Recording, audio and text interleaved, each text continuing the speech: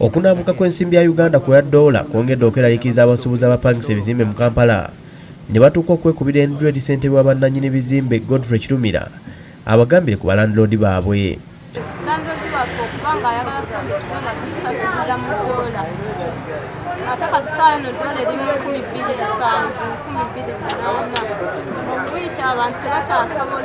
Buli dduuka ayagala $3,555.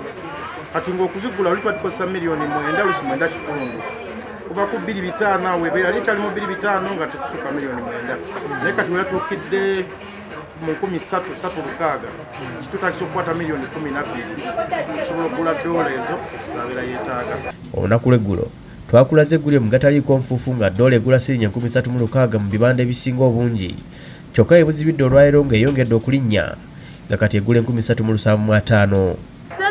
Dola ziberenga ziri wansi abazikozesa bazikozesa naye ffe abakolera wano mu tawuni ng'enakasero tusasula tutya sente mu dola ate naawe ng'osasula $1,400,000 anasasula ennya wano ab'ekizimbe kyantake abo abawabeeru basasula $1,400,000. Abamu ku basuubuzi abakolera ku kizimbe ky'omugagga Sudiru Pareria baasazeewo okugala amaduuka gaabwe nti tebalina wakujja $. Abasuubuzi bategeeza nti embeera kati esusse ogw'omulamuzi oluvannyuma lw'okuba nti babadde basasulira $9,000,000 kyokka oluvannyuma lwa $1 okulinnya kati baakusasula $14,000,000. N'olwekyo abasuubuzi byakubategeeza si kirungi nnyo maketi yaffe ffenna etunyiga n'abo benyini abapangisa ebizimbe banyiga kuba beewula sente gye bazijja nazo zirina kositi buli omu alina kositi ye bwagibala. Buli omu kati Sudiru ayinza okuba kositi alina bwagibala, nze nina bwengibala, Kitanda alina bwagibala, Drake alina bwagibala, Yanga alina bwagibala n'abalala abalina ebizimbe mu kibuga abayifulayo mu ntaganda oba anybody. So nze abasuubuzi njagala bagamba kino tekirina kyekibayamba.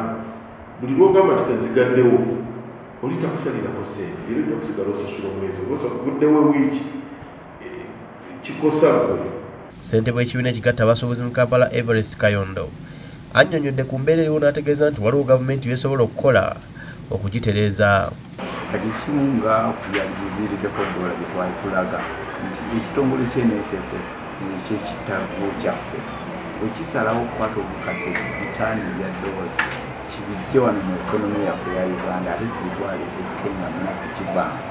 Ekyo kyo twali kivumirira nti kyali kikyamu nga gavumenti esobola okukirwanako kubanga NSSF girinako obuyinza. N'ekyokubiri okubeera nga tusika amakolero bannamakolero bamusigansimbi okuva mu nsi ez'ebweru ne tulemwa okukwata ate musigansimbi ali mu Uganda n'okubeera nti zisobola okusiga ensimbi wano mu kifo kyozitwala e Kenya. Ekyo kimu kyali kya bunafu nnyo nga tulowooza gavumenti ya Uganda esobola okyerwanirako essente zino ezisigala mu Uganda. Julius Kafuruma yakusakidde eggulire lino ku Lwabukedde TV.